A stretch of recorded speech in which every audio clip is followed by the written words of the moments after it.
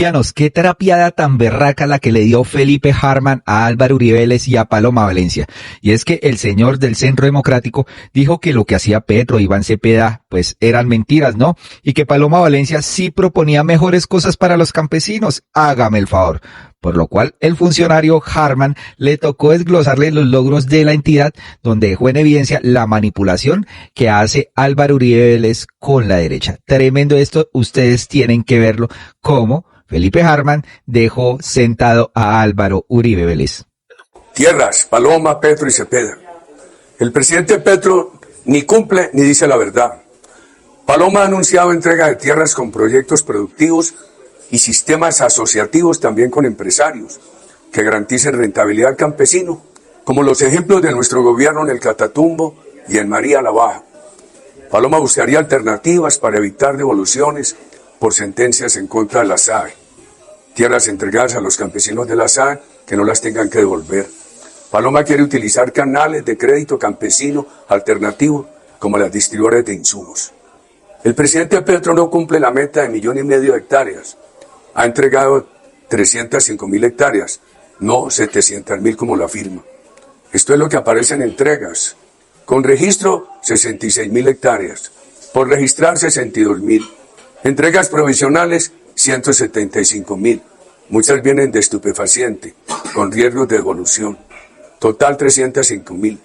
Y hay mucha preocupación por falta de proyectos productivos. La formalización o entrega de títulos ha sido tarea de todos los gobiernos.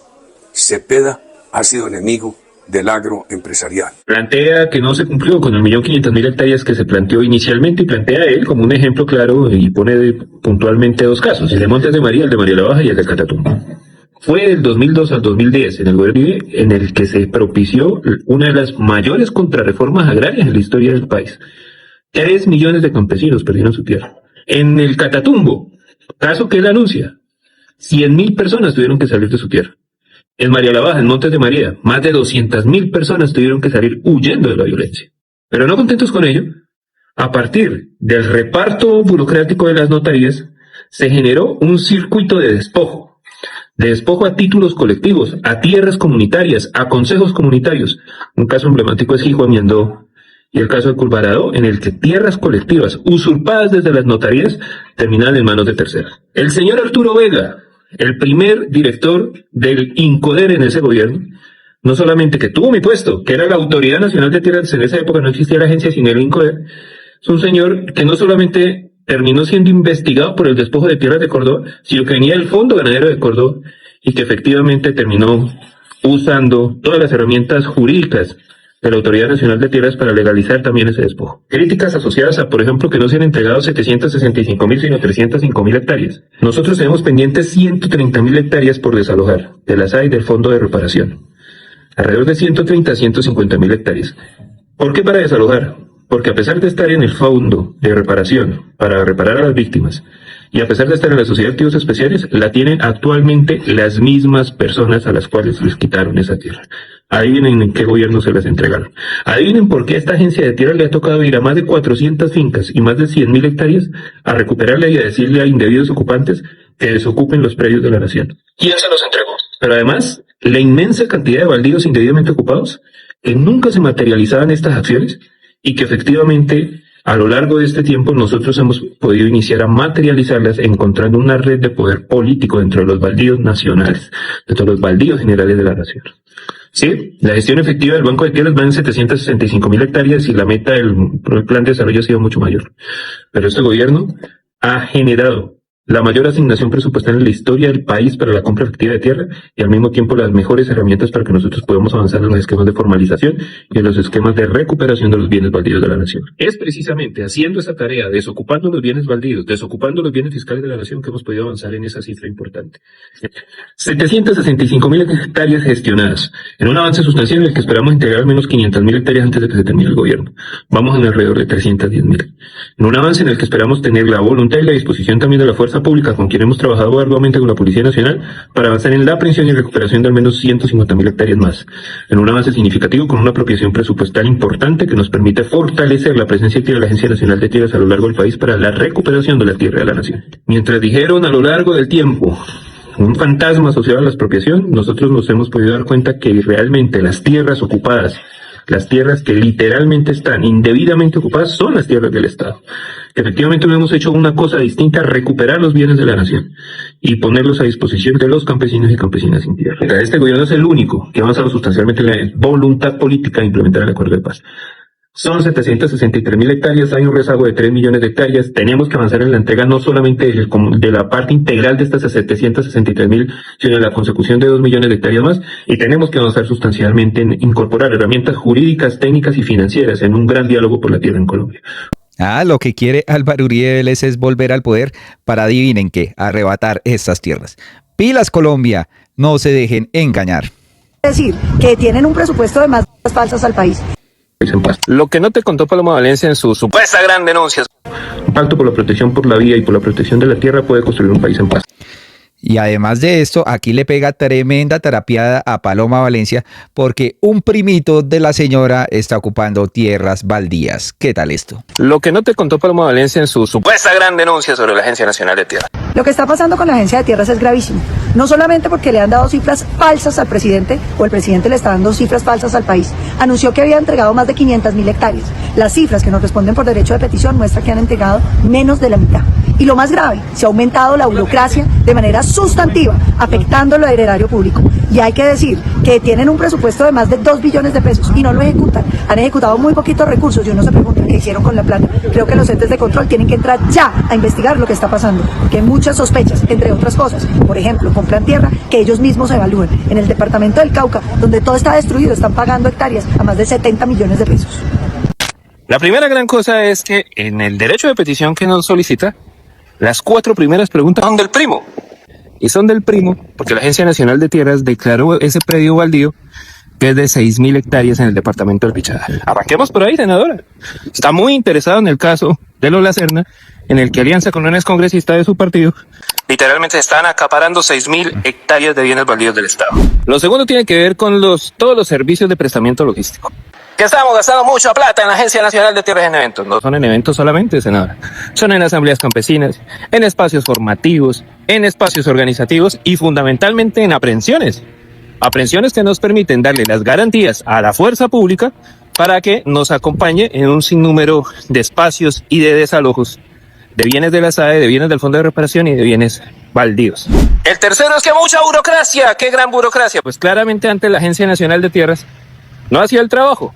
Y tanto hacía el trabajo que muchos campesinos ni siquiera sede tenían en sus departamentos. Hoy tenemos alrededor de 30 sedes, tenemos equipos en todas las ciudades capitales de Colombia, tenemos una sede especial en Magdalena Medio y tenemos gente a disposición y a mando de los campesinos. A más metas, más gente, a más metas y más gente, más resultados. Y eso nos permite darle piso y base a la reforma agraria. Lo tercero tiene que ver con comisiones, que en la agencia se viaja muchísimo y que tenemos que llegar sin resultados. Resultados tenemos y de sobra. Más de 30 o 40 veces más que sus gobiernos. Pero no solo eso, sino que las comisiones nos permiten llegar a donde nunca ha llegado la autoridad de tierras. Nos permite llegar a las ciénagas y playones del Caribe, nos permite llegar al Sumapaz en Nula, nos permite llegar a cada uno de los rincones del país y a los que faltan. Así que tendremos que seguirlo haciendo. Y está bien, a la senadora Paloma Valencia no le gusta la Agencia Nacional de Tierras. Y nos complace mucho esa noticia. Nos complace mucho esa noticia porque a la senadora Paloma Valencia se gustaba lo que existía como Agencia Nacional de Tierras en el gobierno de Duque. Una entidad dinamizada por el Partido Conservador que literalmente se prestaba para legalizarle el despojo de tierras a una inmensa cantidad de bandidos en este país.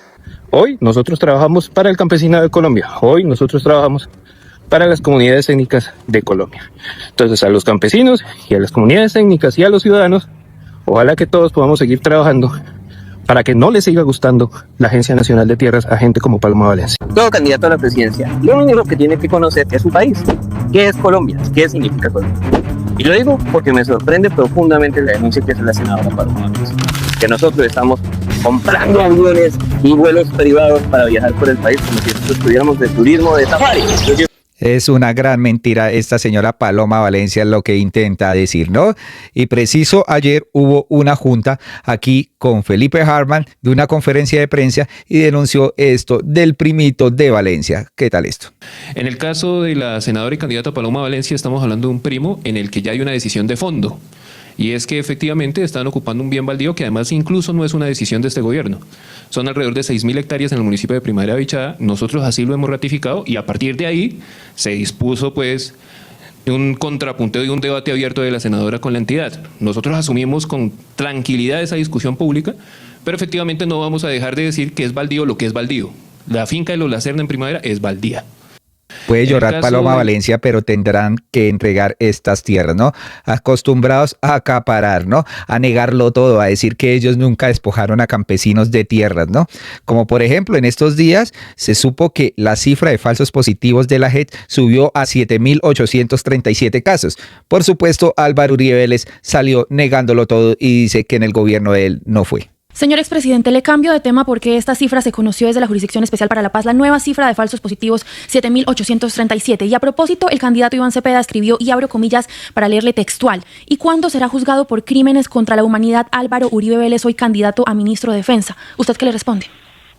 Iván Cepeda tan serio y tan mentiroso. Es que la mentira no es solamente alterar la verdad, sino decirla completa. Eso es una investigación que comprende los años 1990 al 2016. Ahí hay 18 años de un periodo que no goberné. Segundo, vamos al gobierno mío. Yo procuré una política de seguridad democrática, de confianza inversionista, una política social que le sirvieron al país. Seguramente cometí errores. El país no quedó perfecto, pero el país avanzó. Cada que había una queja, actuábamos. Una noche llegó el ministro de la Defensa con unos mandos militares, me presentó unos casos donde muchos altos militares podrían haber incurrido en descuidos de vigilancia de procedimientos que habrían facilitado violaciones de derechos humanos. Solamente un caso con probable responsabilidad penal, motu propio, sin que me lo dijeran, con dolor en el alma porque quiero a los soldados de Colombia, lo anuncié a las pocas horas que quedaban retirados de las Fuerzas Armadas. Ustedes tienen que tener el registro público de eso. Me reuní en la oficina de Naciones Unidas en Bogotá con un testigo de las Fuerzas Armadas que llevó Naciones Unidas. Me dijo que en un cuartel, en un batallón de Ocaña, para proteger al narcotráfico, se había asesinado en falsos positivos campesinos. Inmediatamente lo denuncié, se lo dije a la opinión pública. Esas personas fueron condenadas. Alrededor de 600 personas de las Fuerzas Armadas, al final de mi gobierno, estaban, yo creo que ya había muchos presos, yo tomé todas las acciones. En los últimos 2 años, de acuerdo con la propia Oficina de Derechos Humanos de Naciones Unidas, con la delegada de Derechos Humanos, y lo confirmó Ginebra, ya no, se presentaron 4 quejas, y me dieron sin fundamento. Y les dije yo, es que no se debería presentar una sola. Lo que yo le pregunto al doctor Iván Cepeda es por qué ha eludido su responsabilidad de trabajar con la FARC, que aparece muy clara en los computadores de Raúl Reyes. ¿Qué dice el doctor Iván Cepeda? Que en este gobierno, de acuerdo con medicina legal, han sido asesinados más de 21.000 jóvenes. ¿Qué dice el doctor Iván Cepeda? Que ayudó a llevar al Congreso de la República a asesinos, a violadores, a reclutadores de niños. Este señor sí es bien cínico, definitivamente, ¿no? Álvaro Uribe Vélez le gusta manejar la mentira a su acomodo. Es increíble, señores. Y es que a esta gente del Centro Democrático no les importa nada, ¿no? Miren el tremendo debate que se presentó en el Congreso, donde quisieron insultar a María José Pizarro, perjudicar la memoria de su padre, ¿no? Comparándolos con los paramilitares y algunos congresistas que han tenido familiares, pues, en la parapolítica. Veamos esto que ocurrió en el Congreso. Escúchenlo bien. Yo tengo un padre que se llama Rubén Darío Quintero Villada, que fue condenado por parapolítica, que acaba de pagar una condena con cárcel intramural, que a mi juicio fue una condena injusta, pero pagó. Su padre pagó por los delitos que cometió María José.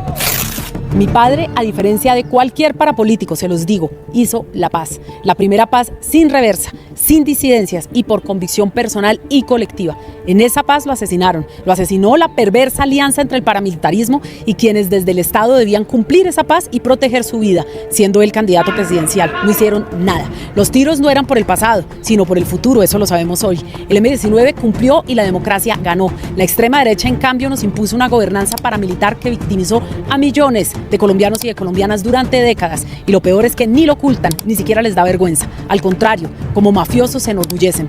Por eso hoy tienen candidatos presidenciales disfrazados de centro. Ellos mismos tratan de disfrazarse de centro, mientras condenados por parapolítica y por corrupción dirigen sus campañas y hacen parte de sus equipos. Lo que no entienden es que Colombia cambió. Ese cambio ya no tiene reversa. El pueblo jamás va a permitir que la mafia vuelva a gobernar. Nunca más. Y así les duela, señores, nunca más van a gobernar con este síntoma de falsos positivos, ¿no? Por último, los dejamos con el descache de Juan Daniel Oviedo, que dice que toca extraer hasta la última gota de petróleo. Esta lógica del extractivismo voraz de este señor, pues es una forma anticuada y peligrosa para seguir viendo nuestros recursos y la dependencia económica, pues, de el medio ambiente, ¿no? Pero en este país no quieren más uribismo y así lo ha demostrado la gente. Escuchen acá lo que dice Oviedo y la crítica de los periodistas. Parece que Juan Daniel Oviedo no cree en el cambio climático. O al menos no le importa. Vamos a sacar hasta la última piedra de carbón que tengamos en ese país, y no solo de carbón, sino de oro, de cobre, de petróleo, de gas. Y ojo, no se trata de decir que Colombia no pueda extraer recursos. El problema es creer que sacar hasta la última piedra es lo que va a sostener el desarrollo de un país. Oviedo hace una defensa frontal del extractivismo con una lógica de máximo aprovechamiento, sin matices sobre límites, transición energética o sostenibilidad. Dice además que la minería bien hecha es aliada del territorio, pero incluso cuando se hace bajo normas, eso no resuelve el problema de fondo. Ningún país se desarrolla dependiendo solo de lo que tiene bajo tierra. Además, parece ignorar que ese modelo también tiene costos. Lo dice como si no existieran casos como el del río Nechí, donde la minería legal tiene permiso para explotar de por vida un recurso hídrico, mientras el agua sigue contaminada con mercurio y ya no crecen los peces que antes sostenían a las comunidades del Bajo Cauca antioqueño. En este momento la sostenibilidad fiscal del país depende exclusivamente de la capacidad que tengamos nosotros de sacar